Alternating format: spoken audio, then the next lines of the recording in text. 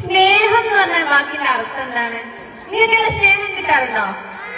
ആരുടെ നിന്നൊക്കെയാണ് സ്നേഹം കിട്ടാറ്?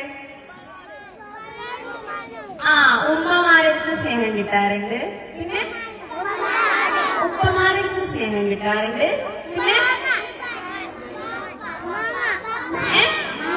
ഉമ്മാമ. ഓക്കെ. പിന്നെ ഉപ്പാപ്പ. ഓക്കെ. പിന്നെ ചില സ്നേഹങ്ങള്, അതായത് ഓവറായിട്ട് ചില ആൾക്കാര് നമ്മളുടെ ശരീരത്തിലൊക്കെ തൊട്ടിട്ട് നമ്മളെ സ്നേഹിക്കലുണ്ട്. അത് നല്ലതാണോ? നമുക്ക് വേണ്ടാത്ത, നമുക്ക് കംഫർട്ടബിൾ അല്ലാത്ത സ്ഥലങ്ങളിലൊക്കെ തൊട്ടിട്ട് ചില സ്നേഹങ്ങളുണ്ട്. അത് നമുക്ക് ഓക്കെ ആണോ? അല്ല അല്ലേ? അത് ബാഡ് ടച്ച് ആണ് അല്ലേ? അല്ലേ? അപ്പൊ അവര് നിങ്ങളോട് പറയാണ്, ഇതാരോടും പറയരുത്, ആരോടെങ്കിലും പറഞ്ഞു കഴിഞ്ഞിട്ട് നിങ്ങളെ ഞാൻ കൊന്നുകളെന്ന് പറയും. ചോദിച്ചോ, നിങ്ങൾ ചെയ്യാ? നിങ്ങളൊന്ന് പേടിച്ചിട്ട് ആരോട് പറയാണ്ട് നിൽക്കും? അങ്ങനെയാണോ ചെയ്യാ? അങ്ങനെ ചെയ്തു കഴിഞ്ഞാൽ അയാൾ വീണ്ടും വരും.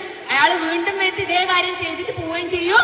അവര് പറയും ആരോടും പറയാൻ പാടില്ല, നിങ്ങളെ കൊന്നുകളെന്ന് പറയും. പക്ഷെ അങ്ങനെ അങ്ങനെ ചെയ്യാൻ പാടുണ്ടോ? അപ്പാട് നിങ്ങൾ ആരോട് പറയണം? നിങ്ങളുടെ ഉമ്മാനോടോ ഉപ്പാനോടോ ടീച്ചറോടോ പറയണം, ടീച്ചറെ ഇന്നയാള് എന്റെ ശരീരത്തിൽ ഇങ്ങനെ തൊട്ടു, എന്നെ ഇന്ന സ്ഥലത്ത് തൊട്ടു, എനിക്കത് ഓക്കെ ആയിട്ടില്ല എന്നുള്ള കാര്യം ഉമ്മാനോടോ ടീച്ചറോടോ പറയണം. അതിനാരും മടിക്കേണ്ട കാര്യമില്ല. അതൊരു അബ്യൂസ് ആണല്ലേ ശരിക്കും? അല്ലെ? മോശപ്പെട്ട കാര്യമല്ലേ? മോശപ്പെട്ട കാര്യങ്ങൾ നമ്മൾ പറയണ്ടേ? അല്ലെ? അത് ആവർത്തിക്കാണ്ടിരിക്കാൻ വേണ്ടി നമ്മൾ എന്ത് ചെയ്യണം?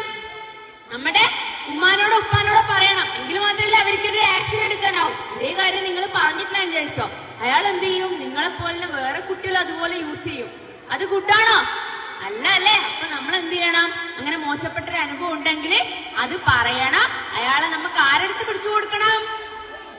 പോലീസിന്റെ അടുത്ത് പിടിച്ചു കൊടുക്കണം. അല്ലേ?